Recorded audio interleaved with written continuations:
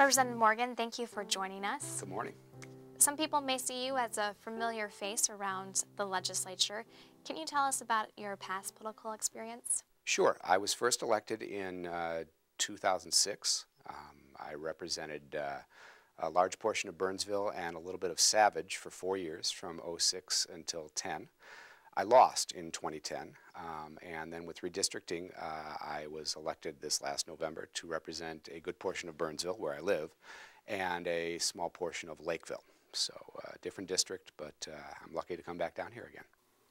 Who was the first person you told about running, and what prompted you to return to the legislature? Sure. My wife and I were way back actually in '04 when I first considered running and first ran unsuccessfully. We had talked about it, and but recently what prompted me to want to come back after losing 2 years ago was just watching the process and the outcomes of what had been going on down here and the legislative gridlock. And I just thought, you know, for 4 years we had worked with the DFL legislature when I was in the majority and a Republican governor, and we found ways to get along. We found ways to find common ground. And I think that's important for the people in my community, and I saw that that wasn't happening as well for the last 2 years, and I decided I wanted to give it a shot and come back. What types of specific issues, for or against, are you looking forward to taking action on? Well, I'm a teacher. I've been a teacher for almost 25 years. Education is the thing I know. It's my passion. I have 3 young children who are 7, 5, and 3. The 7-year-old's in first grade. So education is my big issue. It's the thing I know most about. So we need to work harder to improve our schools, to improve teaching and learning. We've got an achievement gap in Minnesota that we have to work on closing. And of course, we've got to come up with a way to find some fair funding. The 3 school districts that I represent are 3 of the largest school districts in the state. And they're in what most people see as, you know, well-off suburban areas. And yet all 3 of them have been hit hard by budget cuts over the last 10 years, mainly due to the fact that the state has not been stepping up to meet its responsibility as outlined in the Constitution. So I want to focus on that.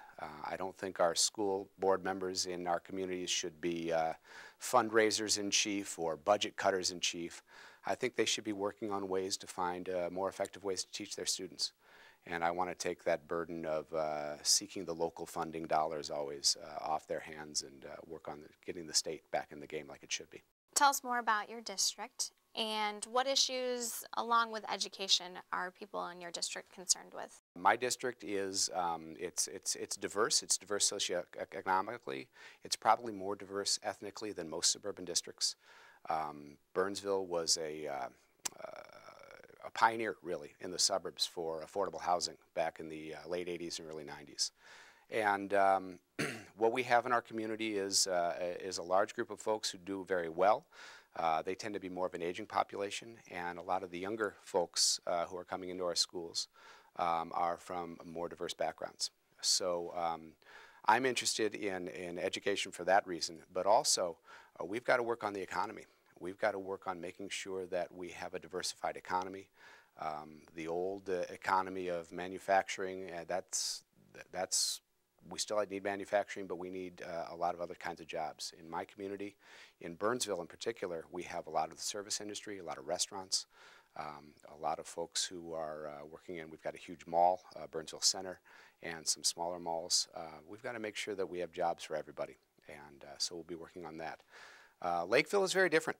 Lakeville is like Burnsville was 30 years ago, and it's much more affluent, and much more upper middle class, and they have their own set of concerns. So what I've really got to do is find the balance between the 2 different parts of the community that I represent, and work with folks to find ways to move forward on jobs, better schools, and making sure people can afford to send their kids to college. If you could describe yourself in 3 words, what 3 words would you choose and why?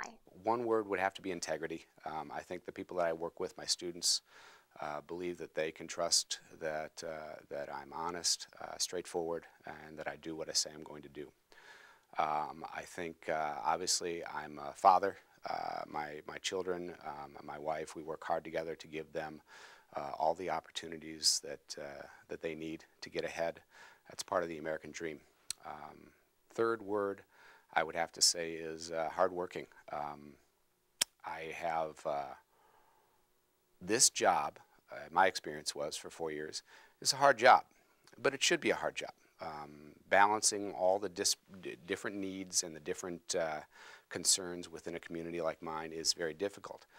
That's why it should be so tough to get elected. You know, I worked hard from April until November to talk to as many people as I could to come down here, and now I'm going to continue that hard work, but in a different way, because we're no longer campaigning. We're working on getting things done, and so I will work hard to do that. Representative Morgan, is there anything else you'd like to add? I guess I just want to say that I'm very honored to have the opportunity to come back down here, being given another chance to work to get things done, to work to build coalitions, to build groups of folks who sometimes don't always agree, to bring them together and to move forward for the greater good. I think that'll be my focus, whether it's on improving our schools, improving the economy, making life better for the middle-class families in my district. That's really what I look forward to doing, and I look forward to hearing from people about that.